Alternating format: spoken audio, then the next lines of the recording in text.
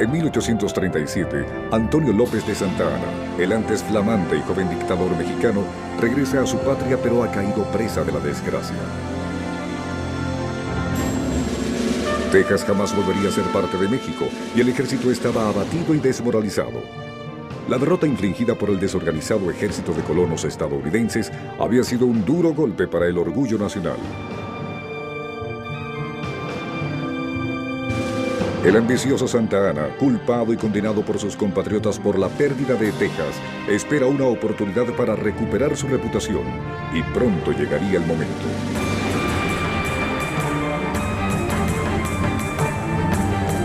En 1838, la Armada francesa abre fuego contra el viejo fuerte español de Veracruz. El ataque sorpresa lo motivan daños causados a ciudadanos franceses durante las guerras civiles en México. Francia exigía una indemnización por las propiedades destruidas a sus súbditos. Los mexicanos se burlaban de los reclamos y llamaron al episodio la Guerra de los Pasteles. Bueno, la Guerra de los Pasteles fue un acontecimiento que uno podría, fue un pretexto en realidad que usó el gobierno francés para poder invadir México, ¿no? Fueron reclamaciones personales de un grupo de franceses que se sintieron afectados en sus bienes y que reclamaron, y esas reclamaciones no fueron atendidas debidamente por el gobierno mexicano, que como decía yo, siempre estaba pues con grandes dificultades económicas. Se le ha llamado pues un poco chuscamente la Guerra de los Pasteles. Los mexicanos ven sorprendidos como los franceses toman fácilmente Veracruz.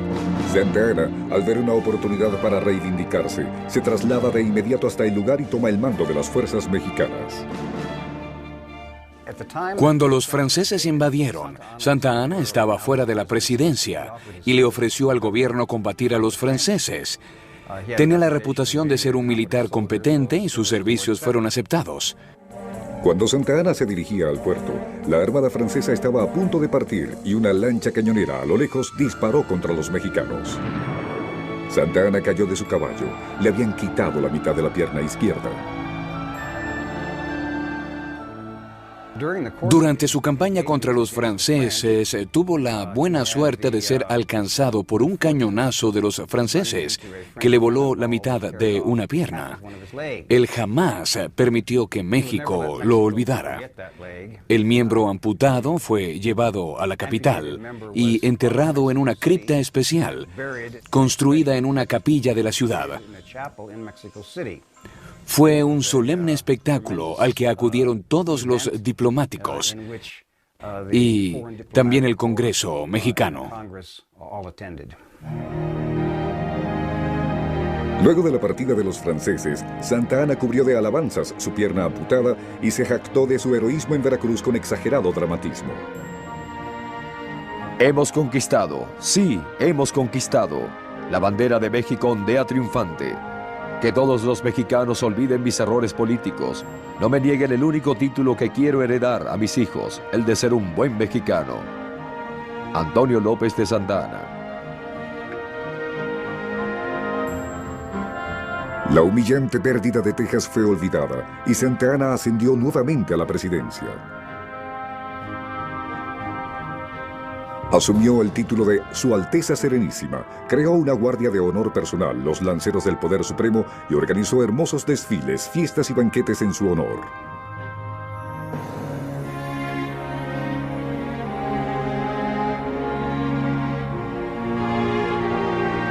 Se construyó una estatua que lo representaba señalando con la mano hacia Texas, la cual prometía reconquistar. E hizo construir uno de los teatros más grandes del mundo, bautizándolo con el apropiado título de El Gran Teatro de Santa Anna. Para costear tal opulencia, los mexicanos fueron obligados a pagar muchos nuevos impuestos. Se les pechaba por el número de ruedas en sus carruajes, por cuántas zanjas tenían en las casas y hasta por la cantidad de perros que poseían. Pues vemos que los impuestos, todas las medidas hacendarias que se tomaron, pues eran tremendas. La gente estaba absolutamente indignada porque día tras día había un nuevo impuesto, ¿no? Que para pagar la policía, que porque tienes una ventana, que porque tienes un coche, etcétera. Entonces eran realmente impuestos excesivos. A pesar de las penurias económicas que la mayoría de los mexicanos debía enfrentar, Santa Anna derrochaba enormes cantidades de dinero en peleas de gallos y en otras trivialidades. Se retiraba durante meses a su hacienda. Allí organizaba las sanguinarias peleas y apostaba el dinero a manos llenas. Todo hombre tiene derecho a disfrutar como le plazca, siempre y cuando haga sus apuestas con otros caballeros. Antonio López de Santa Anna. Santa Anna, además de ser un jugador empedernido, era un notorio mujeriego. Tuvo docenas de amantes y de ellas muchos hijos ilegítimos. Los mexicanos casi nunca se sintieron afectados por sus devaneos, pero en 1844 indignó a todos al casarse con María Dolores Tosta, de tan solo 15 años. Ni siquiera Hollywood podría crear un general tan envanecido como Santa Anna. Era un extravagante, siempre se arriesgaba, no solamente en la guerra, sino también en su vida personal. Solía ir frecuentemente a peleas de gallos en México y codearse con matones, delincuentes y el tipo de gente enviciada por el juego que solía atestar las galleras. Al morir, su esposa se casó con una niña de 15 años, a solo pocos días de enviudar. Era la máxima expresión del machismo y de la autoalabanza, con que son caricaturizados los generales mexicanos. Los enemigos políticos de Santa Anna exigieron su renuncia. Las tropas se rebelaron y una turba enfurecida tomó las calles y rompió varias estatuas del dictador. Para colmo de los insultos, la tumba de su pierna fue profanada y el amputado miembro llevado por las calles en una grotesca procesión. Santa Anna estaba horrorizado. Santo Dios, una parte de mi cuerpo, perdida sirviendo a mi país, sacada de su urna. En ese momento de dolor y frenesí, decidí abandonar mi país de origen. Antonio López de Santa Anna. Santa Anna, nuevamente caído en la desgracia, huyó por las montañas disfrazado de comerciante de mulas hasta Veracruz y de allí partió en barco hacia su exilio en Cuba. Irónicamente, este hombre, combinación de héroe y prófugo, abandonó México cuando su país más lo necesitaba, en las vísperas de una guerra contra Estados Unidos.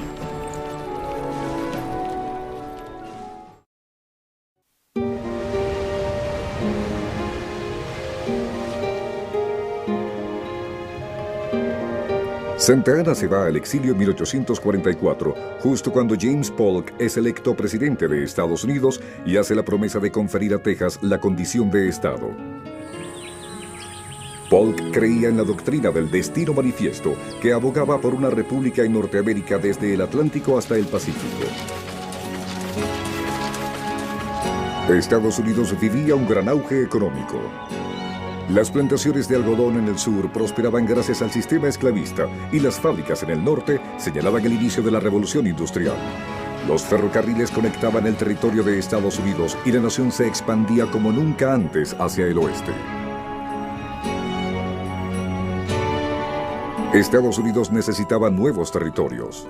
En 1845, el presidente Polk anexa formalmente la República de Texas al territorio. El gobierno mexicano se enfureció y las relaciones diplomáticas con Estados Unidos fueron suspendidas. Todo auguraba el inicio de una guerra. Porque evidentemente México no podía aceptar que una parte de su territorio se anexara a otro país. Era elemental que eso no lo podía aceptar, porque su soberanía estaba siendo agredida. Y entonces, por supuesto, cuando Estados Unidos se anexa al territorio tejano, ¿qué tuvo que hacer el gobierno mexicano? Enviar, obviamente, a su ejército a recuperar ahora esta franja que unilateralmente se habían tomado Estados Unidos. Pero muchos mexicanos tenían miedo de la guerra por saber lo inestables que eran sus gobiernos. Los políticos mexicanos intentaron convencer a la gente de que México podía ganar la guerra, pero los ciudadanos estaban muy aprensivos. Los mexicanos habían soñado con ver unido al país y ver olvidadas las diferencias entre las distintas facciones, pero esa unidad nunca llegó. La guerra, o una amenaza de iniciarla, era precisamente lo que quería Polk. México era el mayor obstáculo para que Estados Unidos pudiera cumplir su sueño de extenderse de costa a costa. Grandes extensiones del oeste, California, Nuevo México, Arizona y Nevada, habían pertenecido a México desde los tiempos de los conquistadores. Polk se dio cuenta que la perfecta excusa para la guerra era la ya vieja disputa entre México y Texas. Lo que realmente precipitó la guerra fue una disputa fronteriza. Durante todo el período de la colonia española, la frontera al oeste de Texas siempre fue el río Nueces. Cuando México logró su independencia de España, esa frontera de Texas seguía siendo el río Nueces, y lo mismo cuando comenzó la colonización por Estados Unidos. Pero cuando Texas ganó su independencia, reclamó su frontera oeste a partir del Río Grande. Por la parte del Golfo de México, a ambos ríos solo los separan unos 240 kilómetros, pero los tejanos reclamaban su frontera a lo largo del Río Grande, hasta su nacimiento. El Río Grande no viene directamente desde el norte, viene desde el noroeste, lo cual quiere decir que El Paso, Albuquerque, Santa Fe y Taos también eran reclamados por Texas. Y por esa razón, México y Estados Unidos finalmente deciden ir a la guerra. En la primavera de 1846, tropas estadounidenses son llevadas por el general Zachary Taylor hasta el territorio en disputa. México es provocado. Estados Unidos había decidido enviar su ejército a Texas como fuerza de observación mientras negociaba la anexión con Texas. Luego de la anexión, esta pasa a convertirse en una fuerza de ocupación y se traslada a una base en Corpus Christi. Desde ese momento, México declara que la anexión es equivalente a una declaración de guerra. Entonces el ejército de ocupación recibe órdenes de cruzar el río Nueces, penetrar la zona en disputa entre ese río y el Río Grande y ocupar posiciones para hacer frente a Matamoros. A don Zachary Taylor, exijo que desmonte su campamento y regrese al margen este del río Nueces. Si insiste en permanecer aquí, dará como resultado que las armas, y solo las armas, decidan el asunto. General Pedro de Ampudia, comandante Matamoros. El 23 de abril, una unidad de la caballería mexicana atacó a los dragones de Taylor y mató a 11 estadounidenses. Polk pidió al Congreso que declarara la guerra. México pasó la frontera de Estados Unidos y derramó sangre estadounidense en su propio territorio. Suplico al Congreso que actúe con prontitud en reconocer la existencia de esta guerra. James Polk. La noticia de la guerra con México produjo una avalancha de voluntarios en las oficinas de reclutamiento estadounidenses, pero los abolicionistas no recibían la idea con agrado. Se oponían a la anexión de un nuevo territorio como Texas, pues en este también se practicaba la esclavitud. Había una considerable oposición a la guerra, tanto entre los ciudadanos como en el Congreso de Estados Unidos. Cuando el presidente Polk acudió ante el Congreso para pedir dicha declaración de guerra, indicó que la sangre de los estadounidenses había sido derramada en territorio de Estados Unidos, refiriéndose a lo sucedido en el territorio en disputa. La declaración de guerra no fue recibida con agrado. Sobre todo, esta declaración fue mal recibida por un joven representante de Illinois, quien dijo: el presidente sería más fiel a la verdad si hubiese afirmado que esa sangre fue derramada en un territorio en disputa entre México y Estados Unidos. Esa fue la observación de Abraham Lincoln. La guerra con México sería la primera verdadera conquista bélica de Estados Unidos. La actitud del soldado promedio de Estados Unidos a principios de 1846 anhelaba poder probarse en combate por primera vez. Casi todos los oficiales estadounidenses acababan de salir de la Academia West Point y estaban prestos a enfrentar a soldados verdaderos, a un verdadero oponente. Veían a los mexicanos como verdaderos oponentes, porque tenían un aspecto feroz y usaban uniformes espectaculares. En Estados Unidos le tenían gran respeto al ejército mexicano. Una fuerza estadounidense de infantería y caballería ocupó rápidamente la región de Nuevo México y otra tomó California. Había muy pocos pobladores mexicanos y muchos menos soldados. El territorio ofrecía muy poca resistencia. En mayo de 1846, el ejército de Zachary Taylor expulsó a los mexicanos de Texas hasta el otro lado del Río Grande y luego de un sitio de 4 días capturó Monterrey, una ciudad norteña de México. Santa Anna, como un ave fénix emergiendo de las cenizas, se ofreció para combatir una vez más. Tranquilamente, a través del bloqueo, y entra a México y arma un ejército de 20,000 hombres, que es algo, vamos, increíble.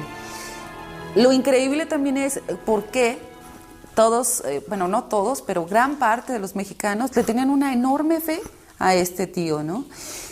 Que levantaba ejércitos, que conseguía dineros, que convencía a los inconvencibles de que hicieran cosas que uno nunca pensaría.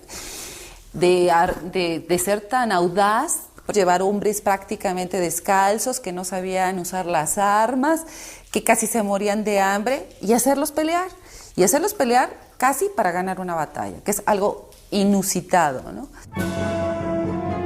Santa Anna jura expulsar a Taylor del territorio mexicano y se dirige al norte en un carro tirado por 8 mulas con un ejército de 20,000 hombres.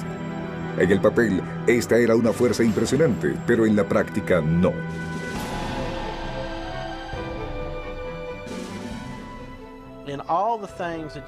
Para cualquier observador, sobre todo para el europeo, México tenía un ejército comparable o hasta superior al de Estados Unidos.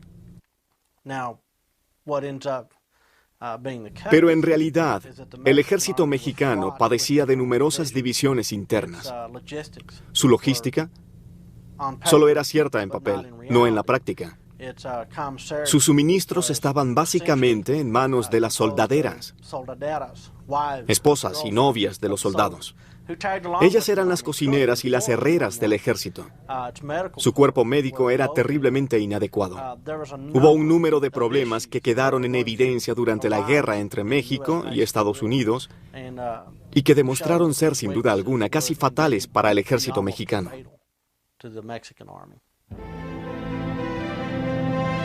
Mientras el mal preparado ejército de Santa Anna se dirigía hacia el norte para confrontar a los estadounidenses, el presidente Polk decidió enviar una segunda fuerza a Veracruz al mando del general Winfield Scott. Más de la mitad de los hombres de Taylor fueron enviados a unirse al ejército de Scott, y Taylor debió conformarse entonces con apenas unos 5,000 hombres, la mayoría aún inexpertos y sin entrenamiento.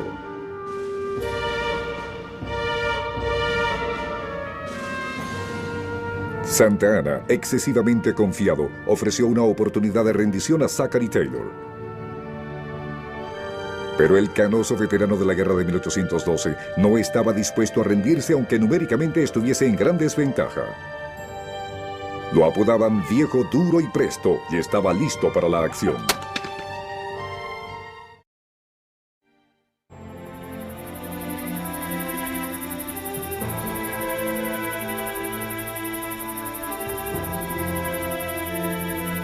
En una fría y húmeda mañana, el 23 de febrero de 1847, Santa Anna se preparaba para expulsar de México a los invasores estadounidenses. Zachary Taylor, que lo esperaba con un ejército en Buenavista, tenía una desventaja numérica de 3-1 y la mayoría de sus hombres eran reclutas inexpertos. Luego de las bendiciones finales de los curas, el ejército de Santa Anna atacó. La embestida de los mexicanos sembró el terror entre los jóvenes y novatos voluntarios estadounidenses. Fue terrible enfrentar a esos miles de veteranos con uniformes de mal gusto y banderas chillonas. Disparamos 21 cargas y luego alguien gritó: ¡todos se retiran!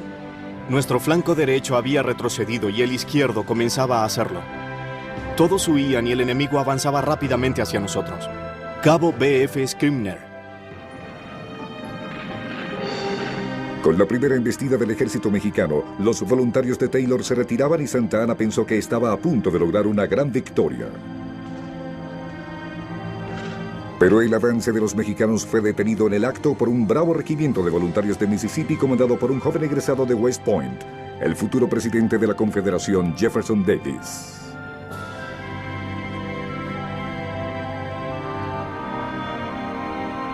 Los estadounidenses perdieron casi 700 hombres en Buenavista y los mexicanos unos 1,500.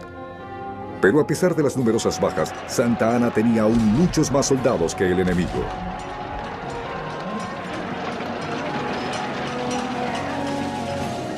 Los hombres de Taylor pasaron una angustiosa noche en el campo de batalla, pensando que deberían enfrentarse a los mexicanos al amanecer. Pero al día siguiente el campo mexicano fue hallado desierto. Santa Anna se había retirado.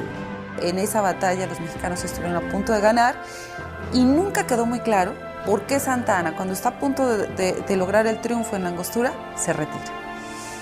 Y debo decir que las bajas que sufrió nuestro ejército fueron mucho mayores en la retirada, es decir, en el regreso hacia la Ciudad de México, que en la propia batalla. Porque los hombres se morían en el camino por falta de alimento, por falta de agua, etc. Entonces fue una batalla sumamente costosa en términos humanos, pero más que por la batalla misma, por la retirada. Mientras México sufre una humillante derrota, Estados Unidos gana héroes. Buenavista fabricó 2 presidentes para Estados Unidos. Zachary Taylor, quien venció prolongadas adversidades y luego las explotó en varias campañas políticas para llegar a la Casa Blanca. Y Jefferson Davis, otro oficial voluntario, quien también sacó ventaja política al combate de Buenavista luego de la guerra con México. Santa Anna intentó proclamar una gran victoria mientras se retiraba hacia la Ciudad de México con algunos cañones y banderas enemigas capturadas. Pero sus agotados y hambrientos soldados pensaron que él les había arrebatado la victoria que se merecían y miles de ellos lo abandonaron.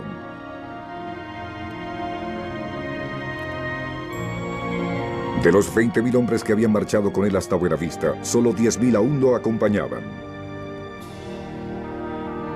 En marzo de 1847, el ejército estadounidense, al mando de Winfield Scott, llegó a Veracruz. Los hombres de Scott sitiaron la ciudad y dispararon sus cañones hasta que los mexicanos se rindieron. Los mexicanos estiman haber sufrido entre unas 500 y 1,000 víctimas, entre muertos y heridos. Las mujeres y los niños han sufrido mucho. Delta de Nueva Orleans, 1847.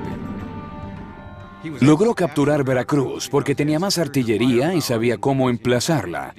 Las peleas libradas hasta entonces habían sido insignificantes y lejos de los centros poblados de México.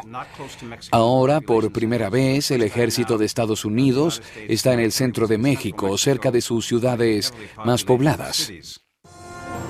El ejército de Scott, luego de arrasar con Veracruz, partió hacia la Ciudad de México por la misma ruta seguida por Hernán Cortés.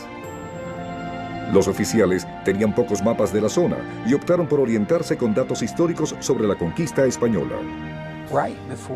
Justo antes de la guerra en México apareció un libro que luego fue muy popular. Se trataba de una obra en 3 volúmenes que hablaba de la conquista de México por Cortés. Muchos oficiales del ejército compraron el libro y se lo llevaron consigo a la guerra. Lo leían casi como si fuera una guía de viajes.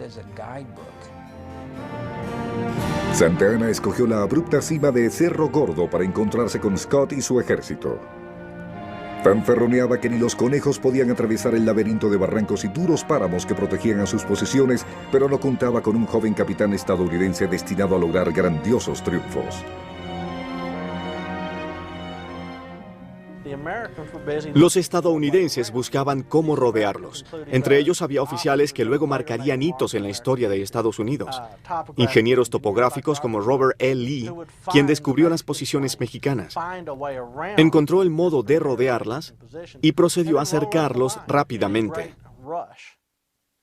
Cuando esto ocurre, el ejército mexicano se desintegra en el este.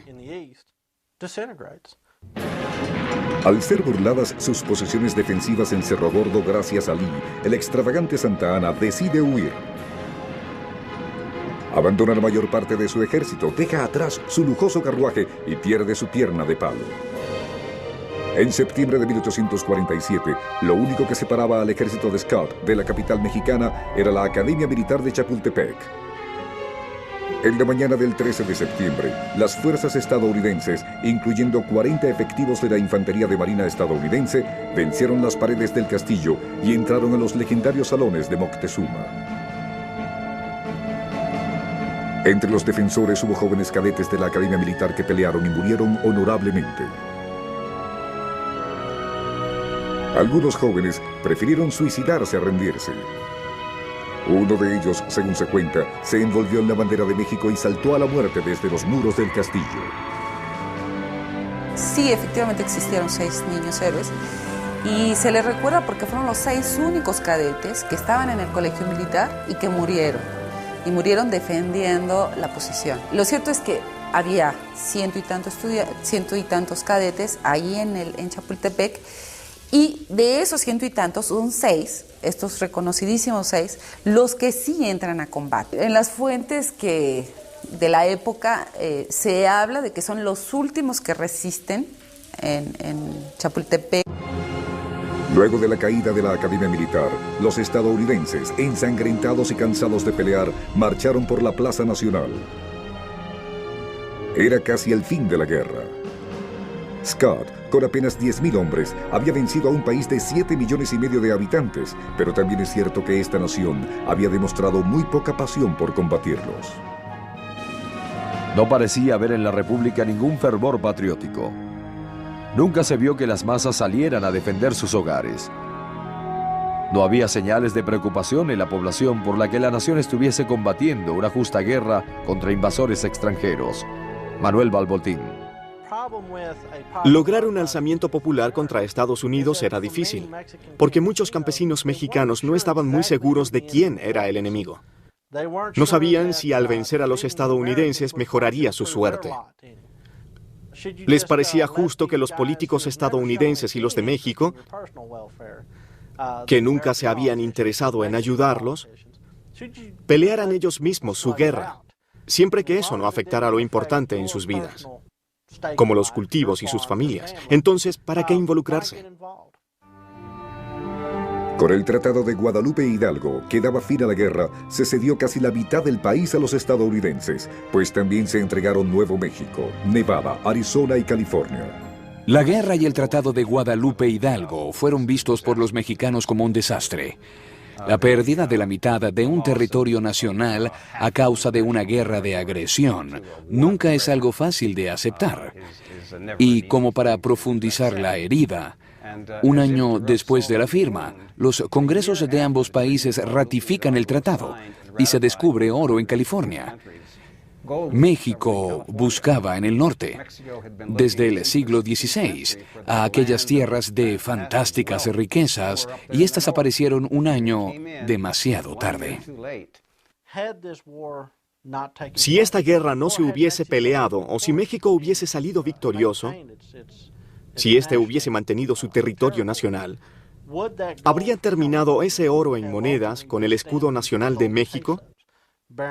Como ya sabemos, en vez de eso, este oro proveniente de Sutter's Mill, California, fue marcado con el sello y el águila estadounidenses, ayudando a dar un gran impulso económico que comenzó a atraer hacia el oeste a cada vez más y más estadounidenses, lo que volvió a esta región, cedida por México, una parte inseparable del territorio de Estados Unidos.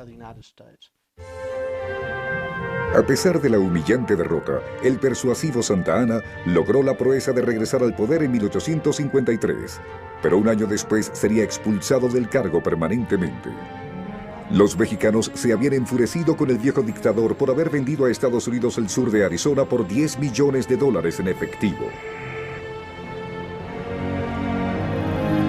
En las décadas siguientes seguiría el caos político, habría una guerra civil y una revolución, y los extranjeros volverían a invadir. Mientras la nación luchaba por ingresar al mundo moderno.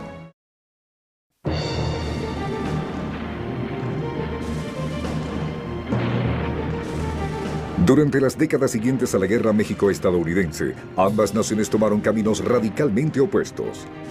Estados Unidos se volvió una democracia estable y desarrolló la economía más poderosa del mundo. Una economía que en parte era sostenida por las tierras arrebatadas a México durante la guerra.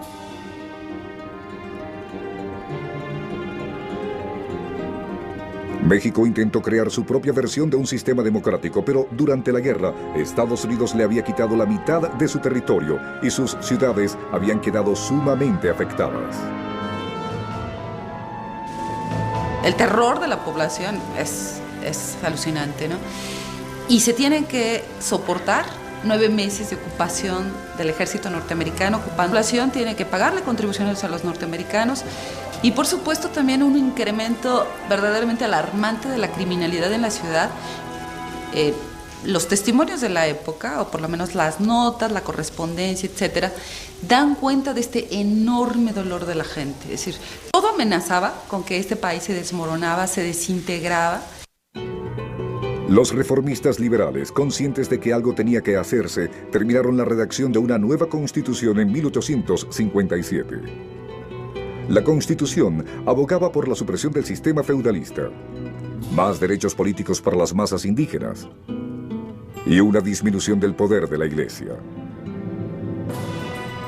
Los conservadores se rebelaron y México volvía a estar nuevamente sumergido en el caos.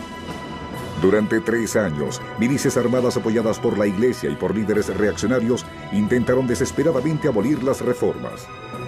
Pero serían los reformistas liberales rurales quienes saldrían victoriosos. En enero de 1861, el primer indígena que gobernaba México desde hacía 350 años entra a la ciudad capital. Benito Juárez, huérfano desde los 3 años, había crecido en una aislada aldea indígena. A los 12 años aún no sabía leer ni hablaba español, pero estaba decidido a mejorar su situación. Abandonó su casa de adobe en la aldea y atravesó casi 80 kilómetros hasta la capital de la provincia. Al cumplir los 18 años, ya daba sus primeros pasos en el derecho y en la política. Y 3 décadas más tarde se transformaba en el primer presidente indígena de México. Yo mismo soy un hijo del pueblo y no lo olvidaré.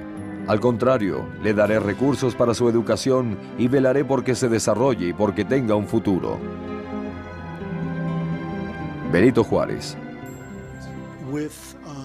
Con el ascenso al poder de Benito Juárez, los grupos conservadores están seriamente amenazados y a punto de ser destruidos. Juárez buscaba instaurar una democracia liberal, como se concebía en el siglo XIX, en la que se separaba a la Iglesia del Estado, que permitiera, por decirlo así, un gobierno de los ciudadanos. Con esto se eliminaban los derechos de los militares, sus fueros o derechos legales, y los de la Iglesia, y se iba en contra de muchos terratenientes.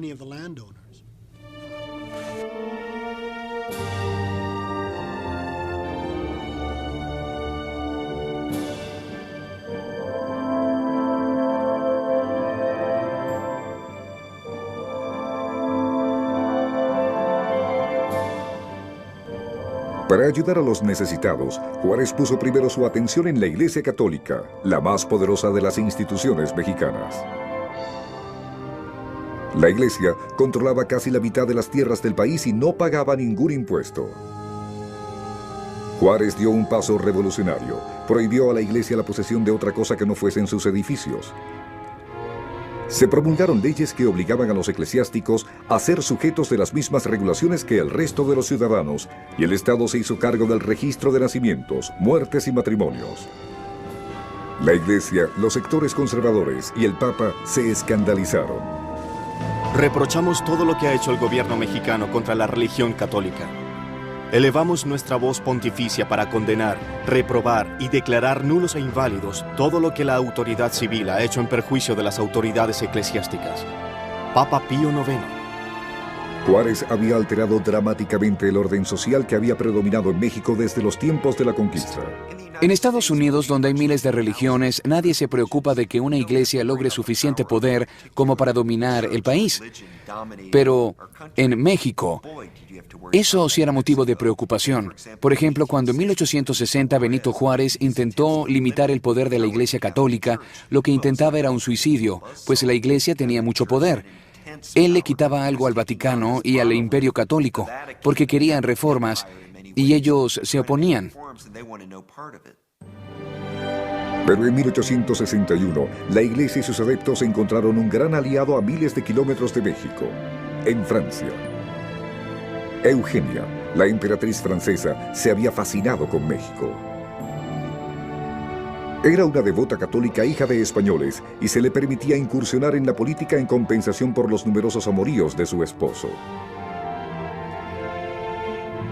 El esposo de Eugenia, Luis Napoleón III, también sentía fascinación por el poder y eso lo llevaría a revivir el gran imperio de su famoso tío, Bonaparte.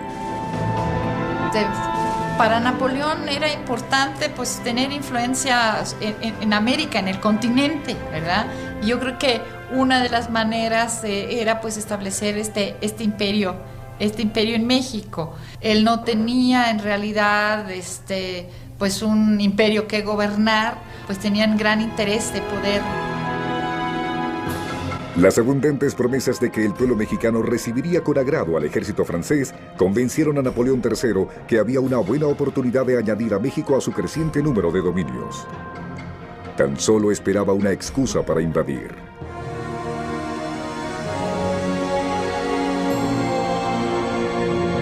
En 1861, Benito Juárez, ante las agobiantes deudas que sufría México, suspendió los pagos de las obligaciones internacionales durante 2 años. Napoleón de inmediato envió a la Armada Francesa a Veracruz, prometiendo que ésta recaudaría la parte adeudada por México al país. El sentido de oportunidad de Napoleón fue perfecto. Estados Unidos en plena guerra civil no estaba en posición de hacer cumplir la doctrina Monroe, la cual se oponía a la intervención extranjera en el hemisferio occidental.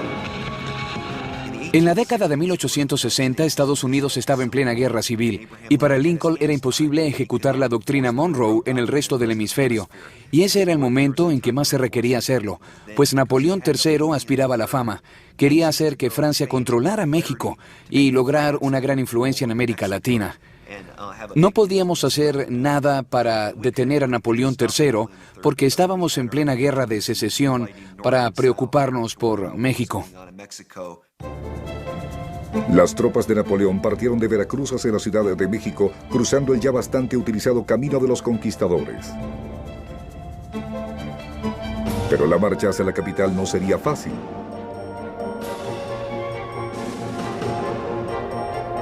En la pequeña ciudad de Puebla, el 5 de mayo de 1862, los franceses fueron detenidos por las fuerzas de un joven general mexicano llamado Porfirio Díaz.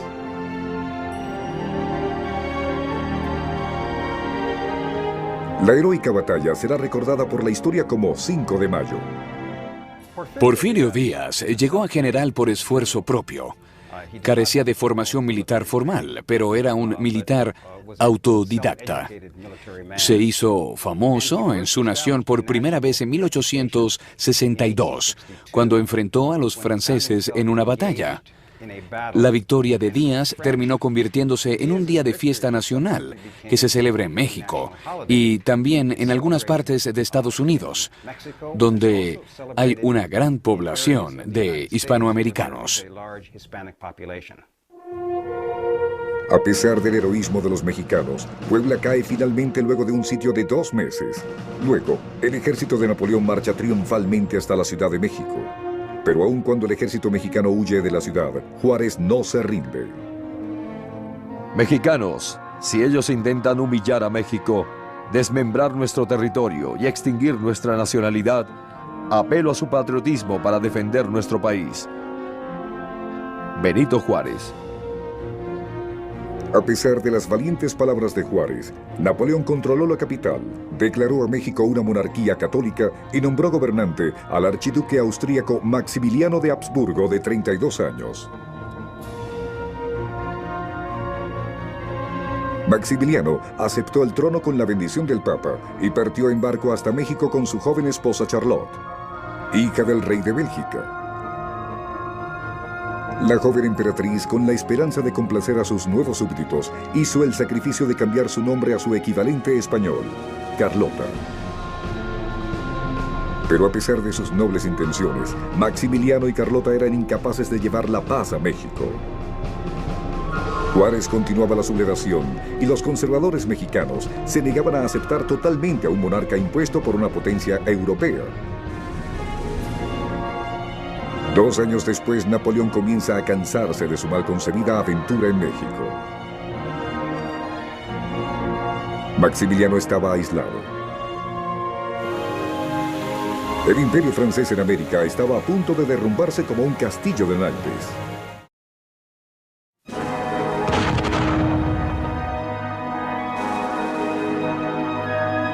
Durante la primavera de 1865, las fuerzas insurgentes de Benito Juárez se fortalecían día a día gracias al suministro de armas proporcionado por Estados Unidos. Cuando la guerra civil terminaba, luego de Vicksburg y Gettysburg, ambas victorias para la Unión, poco a poco el gobierno de Lincoln y luego el de Andrew Johnson, con mayor premura, ayudaron con armas y ropa a México, y también enviando tropas a través de la frontera. Dejaban bien claro que el Estados Unidos unificado no toleraría la intromisión de Europa en el Nuevo Mundo. Napoleón III, cansado de enviar a sus mejores tropas a través del Atlántico y poco deseoso de arriesgarse a entrar en guerra con Estados Unidos, se retractó y ordenó a los soldados franceses abandonar México. Sin el ejército francés para protegerlo, se cerraba el nudo alrededor del cuello de Maximiliano. El emperador envió a su esposa Carlota a Francia por su seguridad. Desafiante hasta el final, Maximiliano comanda un pequeño ejército de realistas mexicanos, pero estos son pronto derrotados por Juárez. El emperador es capturado y sentenciado a muerte en represalia por los miles de muertos entre los insurgentes ejecutados por los franceses. No podía perdonarle la vida. No soy yo quien se la quita, es mi gente y la ley. Y si no hago lo que ellos desean, la gente me quitará la mía junto con la suya. Benito Juárez. Cuando el pelotón de fusilamiento levantó sus rifles, el emperador miró hacia el cielo y gritó, en español, estas palabras: Muero por una causa justa. Los perdono a todos y rezo porque todos me perdonen. Que mi sangre fluya por el bien de esta tierra. ¡Viva México! Emperador Maximiliano.